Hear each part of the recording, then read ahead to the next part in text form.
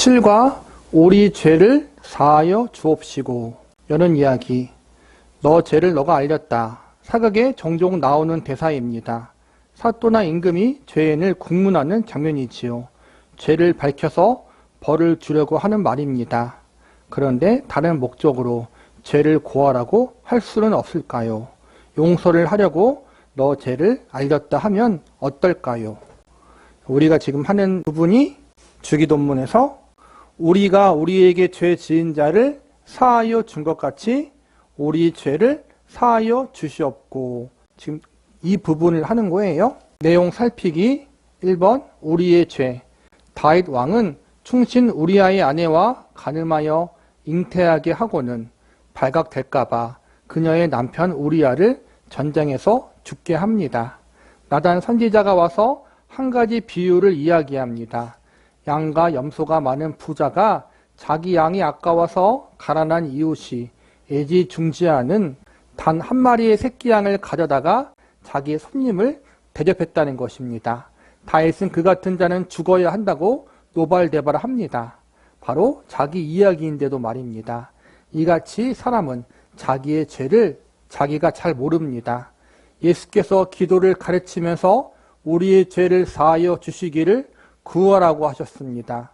사죄의 기도를 드리기 위해서 우리는 먼저 자기가 죄인인 것과 자신이 범한 죄를 알아야 합니다. 남의 눈에 있는 티는 보면서 자기의 눈에 들보는 보지 못하는 것이 우리입니다. 100데나리온 빚진 자는 괘씸하게 여기면서 자기가 1만 달란트 빚진 사람인 것은 알지 못합니다. 우리가 죄 없다 하면 스스로 속이는 것입니다. 의인은 하나도 없습니다. 법정에서 죄를 밝히는 것은 심판하기 위해서예요. 그렇죠? 어떠한 죄를 졌기 때문에 이러한 형벌을 받아야 한다. 일반적으로 세상에서는 형벌과 심판을 위해서 죄를 밝혀요. 그런데 하나님은 하나님 백성들에게는 심판과 형벌을 주기 위해서 죄를 밝히는 게 아니라 죄를 깨닫고 회개케 하기 위해서 죄를 밝혀주시는 거예요. 여기 다윗의 이야기가 나오는데 다윗은 믿음의 왕이었어요. 그가 살아생전 가장 큰 죄를 저지르는 게 뭐냐면은 자신의 가장 충성스러운 부하의 아내와 바람이 난 거예요. 그래서 전쟁 중에 그 자기의 충신 우리아를 죽여요. 이걸 이제는 자기만 알고 있는 거죠. 그렇게 숨기고 있었는데 하나님의 선지자 나단이 와서 한 가지 비유를 드는 거예요. 엄청나게 큰 부자가 있었어요. 그 부자에게 손님이 왔어요. 그 손님을 대접하기 위해서 자기의 양을 잡으면 되는데 그게 아까워서 그것도 자기 자식처럼 그렇게 반려동물처럼 키우는 그 새끼 양을 뺏어다가 그걸로 자기 손님을 대접했다라는 거예요. 그 이야기를 들으니까 다윗 왕이 화를 내면서 그 부자는 죽어야 된다. 나쁜 놈이다. 그러는 거예요. 그러니까 나단 선지자가 그 죽어야 하는 부자가 바로 당신입니다. 당신은 하나님께서 왕의 자리에 오르게 하고 그 당시 왕이었으니까 부인도 많았어요. 첩도 많았고 그렇게 누릴 걸 다 누리게 해줬는데 우리아의 한나밖에 없는 아내를 빼앗고 우리아를 죽이지 않았습니까? 당신이 바로 그 죽어야 하는 부자입니다. 하니까 그때 다윗이 자기의 죄를 깨닫고 회개해요. 우리의 죄를 밝혀주시고 깨닫게 해주시는 것은 우리로 하여금 심판받고 형벌받게 하려고 하는 것이 아니라 우리가 정말 나는 죄인이고 심판받아야 마땅한 인간이구나. 그러나 그럼에도 불구하고 하나님 앞에 용서를 구하는 자리에 가게 하기 위해서 죄를 밝히신다는 거예요. 예수께서는 죄를 빛으로 표현하셨습니다. 우리는 모두 하나님께 갚아야 할 빛이 있습니다. 하나님은 우리에게 생명과 호흡과 만물을 친히 주셨습니다. 우리는 그분을 힘입어 기동하며 삽니다. 하나님은 사람을 자기 형상으로 만드시고 하나님의 뜻을 따라 세상을 다스리게 하셨습니다. 그러므로 사람은 하나님의 뜻을 이루고 주를 영화롭게 하며 감사해야 할 책임이 있습니다. 그 책임을 다하지 않고 하나님의 요구에 미달한 것은 우리의 죄입니다. 오늘 우리가 하나님께 충분히 영광을 돌리지 못했다면 그 빛을 진 것입니다. 그 빛을 사해달라고 구해야 합니다. 우리가 지은 죄를 빛으로 이제는 표현하기도 해요. 비유로. 빚지니까 갚아야 되는 거잖아요. 그렇죠? 1만 달란트 빚진 자의 비유에 대해서 우리가 마태복음에서 배웠잖아요. 1만 달란트의 빚을 임금에게 진 종이 있었어요. 1만 달란트는 지금으로 거의 1조 원, 2조 원? 큰 돈이에요. 100데나리온 한 1000만 원 정도 되는 거고, 그렇게 빚을 졌는데 임금이 1만 달란트 빚진 자를 다 탕감해 줬어요. 불쌍해서. 빚을 탕감받은 그 종이 길을 나서다가 자기에게 100데나리온 빚진 친구를 만나서 그 친구를 막 핍박하는 거예요. 빚을 안 갚으니까 감옥에 가둬버렸어요. 그걸 임금이 듣고 1만 달란트 빚진 자를 혼내잖아요. 내가 너에게 1만 달란트 빚을 탕감해 줬는데 그 친구를 핍박하는 거 옳지 않다라는 거예요. 우리가 주기도문에서 우리가 우리에게 죄 지은 자를 사하여 준 것 같이 우리 죄를 사해 달라고 기도하는 것은 동일한 원리라는 거예요. 하나님 앞에 우리가 지옥 가야 할 죄를 용서받은 거잖아요. 그렇죠? 정말 큰 죄를 용서받은 것인데 다른 사람들이 우리한테 저지른 죄는 그거에 비하면은 세 발의 피라는 거예요. 그렇다면 하나님이 그 큰 죄를 용서해 줬으니까, 죄의 빚을 탕감해 줬으니까 우리한테 잘못하고 우리의 마음을 상하게 하고 그런 사람들에 대해서 원수같이 여기지 말라는 거예요. 그 사람들이 우리한테 잘못한 것을 용서해 주는 마음을 가지라는 거예요. 그러한 마음을 갖고 나는 죄인이었는데 하나님이 나를 용서해 줬다. 그런 용서의 은혜를 받은 나도 다른 사람들에게 용서와 자비를 베푸는 사람이 되어야겠다. 그런 마음을 품는 게 하나님 보시기에 합당하다라는 거예요. 질문 1. 사죄의 기도를 드리기 위해 우리는 먼저 무엇을 알아야 할까요? 내가 죄인인 걸 알아야 돼요. 하나님 앞에 지옥 가야 할 죄인, 죽을 수밖에 없는 큰 죄인이었다는 것을 알아야 되고, 내가 하나님 앞에 얼마만큼 큰 죄를 지었는지 알아야 된다. 2번, 우리가 하나님께 진 빚은 무엇입니까?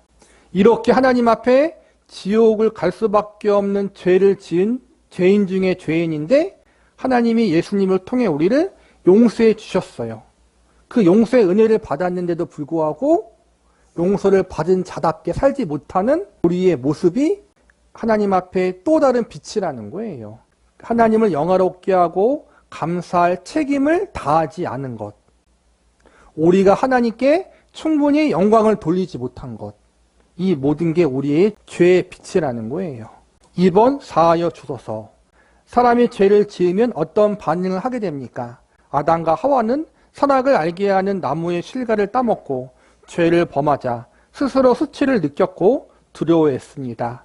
그래서 무화과 나무 잎을 엮어 심화를 해 입고 하나님의 낯을 피하여 숨었습니다. 죄를 지으면 수치와 두려움을 느끼게 됩니다. 그래서 감추고 피합니다. 그러나 죄는 숨기고 피해서 해결되지 않습니다.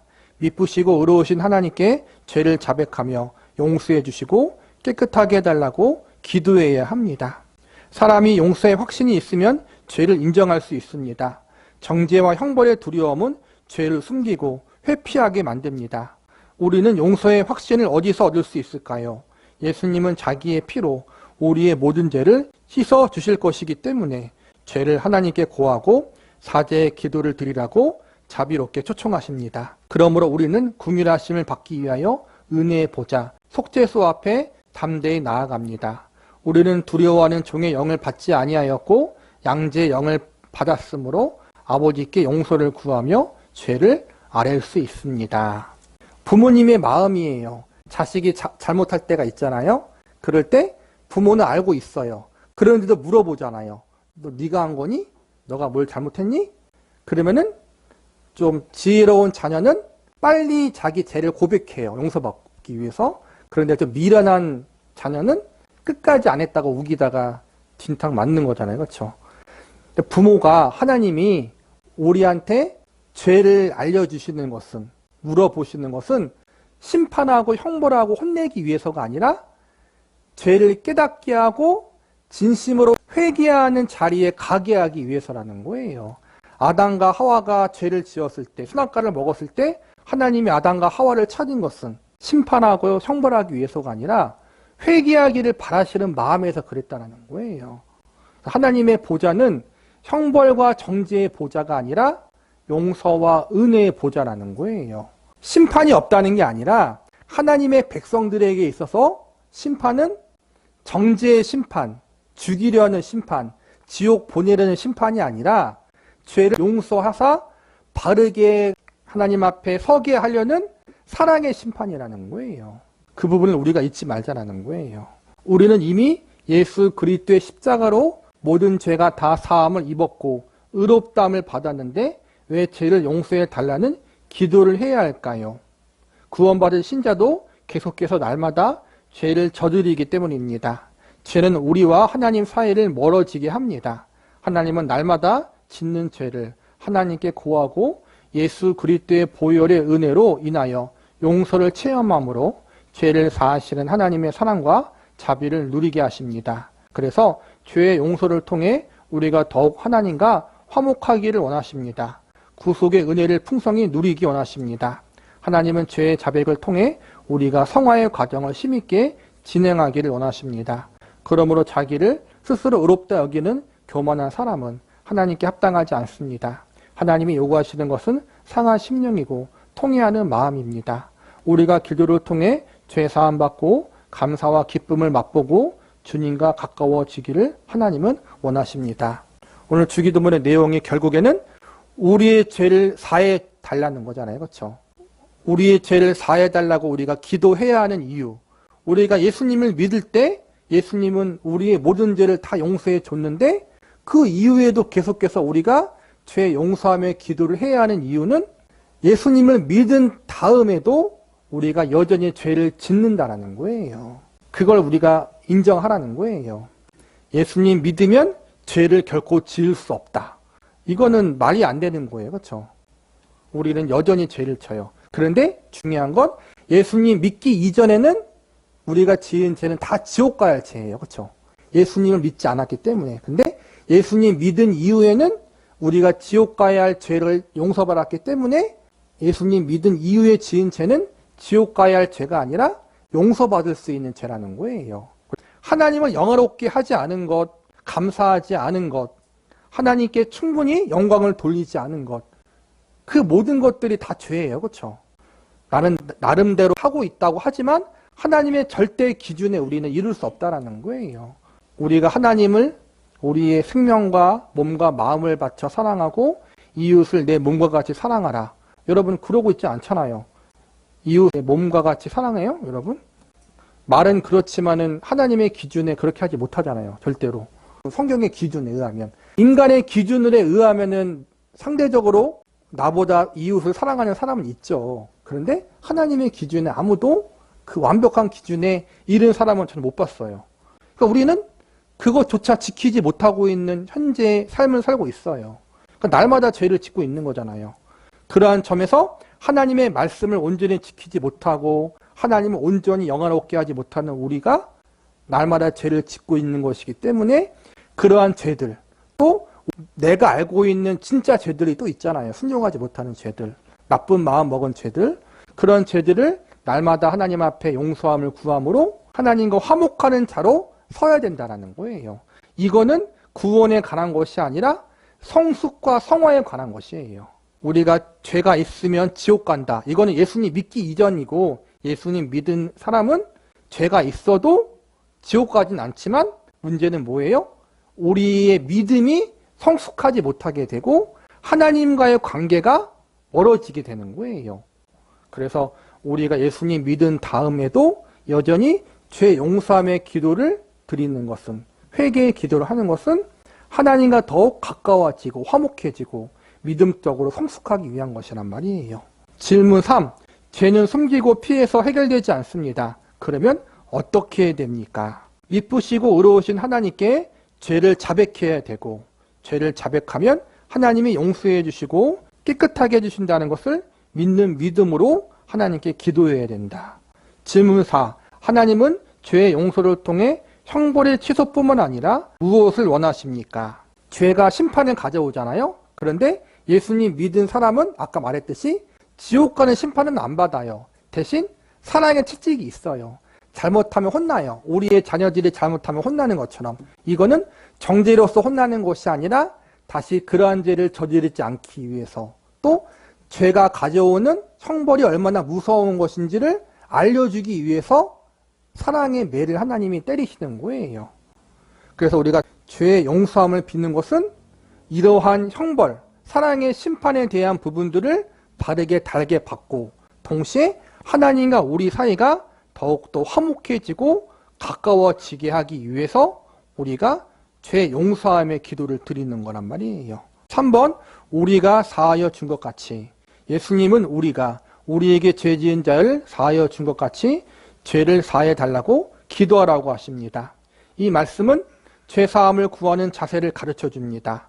우리가 사람의 과실을 용서하면 하늘 아버지께서도 우리를 용서하시고, 우리가 사람의 과실을 용서하지 않으면 우리의 과실도 용서하지 아니하시리라고 말씀하십니다. 예수님의 비유 가운데 1만 달란트 빚진 자의 이야기가 있습니다. 평생 갚아도 다 갚을 수 없는 거액의 빚을 탕감받은 사람이 자기에게 100데나리온 빚진 자를 용서하지 않은 것을 보고 임금은 그를 다시 옥에 가둡니다. 거기서 예수님은 우리가 도저히 갚을 수 없는 빚을 탕감받은 사람이라는 것을 알라고 하십니다. 그리고 받은 사랑에 감사하며 다른 사람을 관대하게 대하라고 가르치십니다. 우리가 사하여 준 것 같이 우리 죄를 사하여 달라는 기도는 우리가 타인을 용서해 준 것을 근거로 혹은 원인이나 조건으로 용서해 달라는 것은 아닙니다.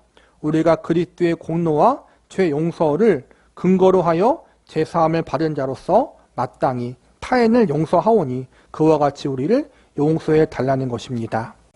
1만 달란트 빚진 자도 그렇고 예수님의 비유와 가르침에 보면은 우리가 다른 사람의 과실을 용서하면 하나님이 우리를 용서하고, 우리가 다른 사람의 과실과 잘못을 용서하지 않으면 하나님도 용서하지 않는다라는 그러한 가르침이 있는데, 이거는 우리가 다른 사람의 죄를 용서해주고 그것을 관대하게 받아주는 것이 죄 용서함의 근거가 된다는 것을 말하는 것이 아니라 그러한 마음의 자세를 가지라는 거예요. 1만 달란트 빚진 자 같이 하나님 앞에 큰 죄를 용서받았는데 그 죄를 용서받은 자로서 나도 다른 사람들의 죄를 용서해주는 자리로 가야 된다라는 마음 자세를 가지라는 거예요. 저와 여러분이 착하게 살고 다른 사람들을 관대하게 대해주고 다른 사람이 나한테 상처 준 걸 용서해 주는 것이 나의 죄를 용서하는 조건이 아니에요. 예수님의 십자가의 대속의 은혜만 우리의 죄를 용서할 수 있어요. 근데 그 은혜를 받은 자로서 어떻게 살아야 하는가를 우리에게 보여주고 가르쳐 주는 거라는 거예요. 예수님의 생명으로 말미암아 죄 용서함을 받았으니 그 용서를 다른 사람에게도 베푸는 삶을 사는 것이 마땅하다. 이것을 알려주는 거란 말이에요. 질문 5. 우리가 우리에게 죄 지은 자를 사하여 준 것 같이 죄를 사해 달라고 기도하라는 말씀은 무엇을 대한 자세를 가르쳐 줍니까? 죄 사함을 구하는 자세. 내가 용서받았기 때문에 그 용서받은 은혜를 다른 사람들에게 베푸는 삶을 산다라는 마음 자세를 가진다라는 거예요. 하나님과 예수님에 의해서 정말 한량없는 은혜를 받은 자들이잖아요. 제 용서함의 은혜, 구원의 은혜를 받은 자이기 때문에 그 은혜와 그 용서함을 다른 사람들에게 흘려버리는 사람들이 되어야 한다. 다른 사람들의 죄를 발견할 때 저놈 죽어야 된다라고 손가락질하는 것이 아니라 나도 저 사람과 같은 자리에 있었는데 하나님이 예수님으로 말미암아 용서해 줬다. 이러한 빚진 자 의식을 가지라는 거예요. 그 의미라는 거예요. 이 기도의 내용이. 질문 6.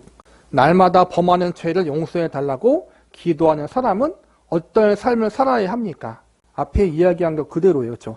하나님께 우리가 죄 용서함의 은혜를 받았잖아요. 그 큰 용서함을 받았기 때문에 감사하는 마음을 갖고 다른 사람들을 용서하는 삶을 살 수 있어야 된다.